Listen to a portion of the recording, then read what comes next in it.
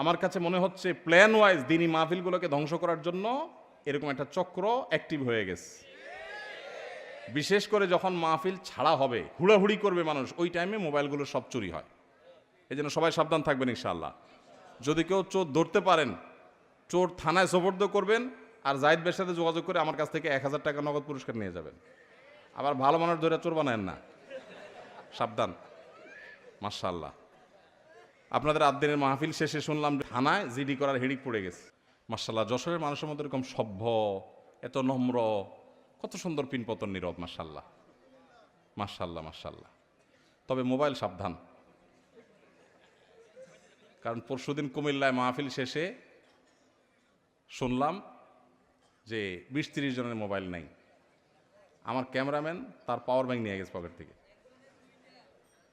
তো আপনারা যারা দাঁড়ায় আছেন, আপনাদের ভেতরে ভিতরে আপনাদের খেদমতের জন্য অনেক ভাইরা আসছেন, সাবধান কিন্তু।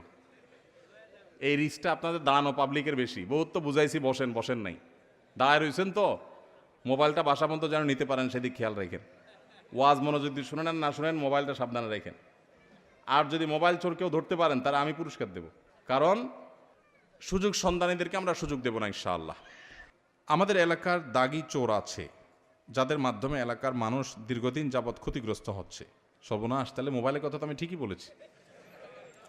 রাজনৈতিক ছত্রছায়ায় ও আইনের কঠোর প্রয়োগ না থাকায় তারা এই কাজ থেকে বিরত হচ্ছে না। সাধারণ মানুষ এক্ষেত্রে কিভাবে সমাধান করতে পারে? এই প্রশ্ন তো জায়গা মতো আসে নাই ভাই।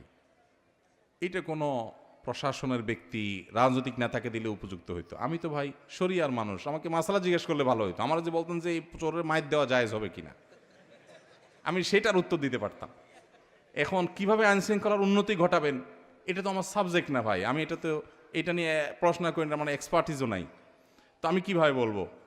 তবুও শুধু প্রশ্ন করেছেন যেহেতু, সেহেতু বলা যে আসলে এই যে একটা কথা প্রশ্নের মধ্যে উত্তর আছে। রাজনৈতিক ছত্র ছায়ায় এদেরকে অনেক সময় প্রশ্রয় দেওয়া হয়, আপনি নিজেই লিখেছেন। তো আমাদের দেশে যারা চোর, ডাকাত, বাটপার, দুর্নীতিবাজ, টিনচোর, গমচোর, দেশের টাকা লুটপাটকারী, বিদেশে পাচারকারী, এই মানুষগুলোকে আমরা কম বেশি চিনি না? চিনি না? চিনি। যদি চিনি, তাহলে কোনোভাবে যাতে তারা এই অপকর্মগুলো করতে না পারে সেজন্য আমাদের দায়িত্বশীল আচরণ করা কর্তব্য না? কর্তব্য না? কিন্তু আমরা কর্তব্য আদায়ের সময় 500 টাকার নোট পাইলে বলি ভোট তোমারে দিব, ঠিক না ভাই? ঠিক। তো আপনি লাগাবেন তাল গাছ, আর আমার কাছে চিট করে লেখা দিবেন ভাই কিভাবে বেল পাবো? সম্ভব? সম্ভব? আপনার এলাকায় কে চোর বাটপারদেরকে জায়গা দেয়, মাস্তান পালে, গুন্ডা পালে, মানুষ খুন করায়, এগুলো আপনারা জানেন না? যদি জানেন, তাহলে সেক্ষেত্রে সেই অন্যায়কে সামান্য কিছু টাকা পাইয়া আপনি নিজে আবার সেই অন্যায়কারীকে অন্যায় করার সুযোগ দিচ্ছেন, ঠিক না ভাই? ঠিক। এই অনাচার বন্ধ করার জন্য আমাদের সবার শক্ত হাত করা যথেষ্ট। আমরা যদি শক্ত হই, আমরা যদি সবাই দায়িত্বশীল হই, আমরা যদি সবাই নিজে নীতিবান হই, তাহলে সমাজে চুরি, ডাকাতি, দুর্নীতি সব বন্ধ করা সম্ভব ইনশাআল্লাহ। এই দেশটা এটা শেষ হয়ে গেছে নানাভাবে।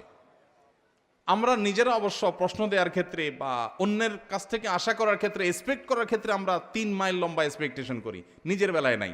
আমি কিছু উদাহরণ দিলে বুঝবেন।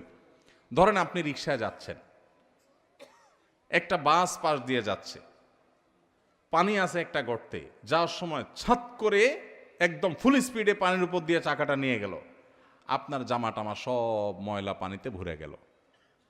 আপনি তখন কি করেন? বলেন যে আল্লাহর বান্দা ভুলে করে ফেলছে, থাক, এটা বলেন? আপনার সারা জীবনে ছোটবেলা থেকে যত গালি শিখছেন, সবচেয়ে বড় গালিটা বরাদ্দ করেন লোকটার জন্য। ভাইরা আমার, এই বেয়াদব, আর কি ভদ্র গালি হলো যদি বলেন অন্তত বেয়াদব তো বলবেনই।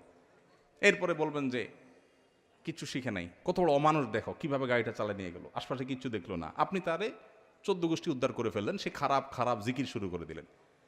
এবার আসেন, আপনি যখন ওই বাসের যাত্রী হন,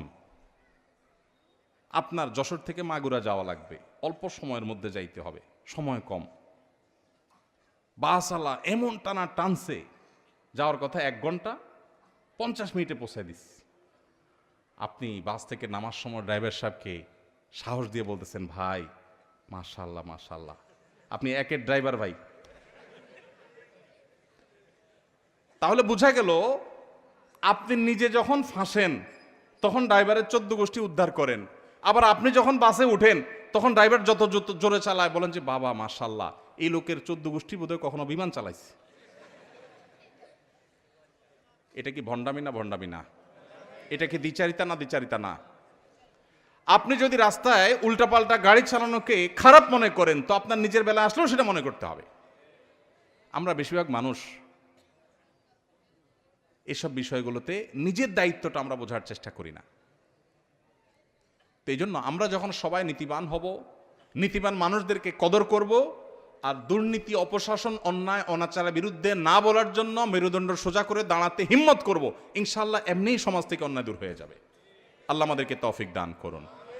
লাগাবেন বেল গাছ আর আমার কাছে চিঠি লিখে বলবেন কিভাবে তাল আশা করা যায়, সম্ভব না। আল্লাহ আমাদেরকে তৌফিক দান করুন। আস-সুন্নাহ ফাউন্ডেশন, উম্মার স্বার্থে সুন্নাহর সাথে।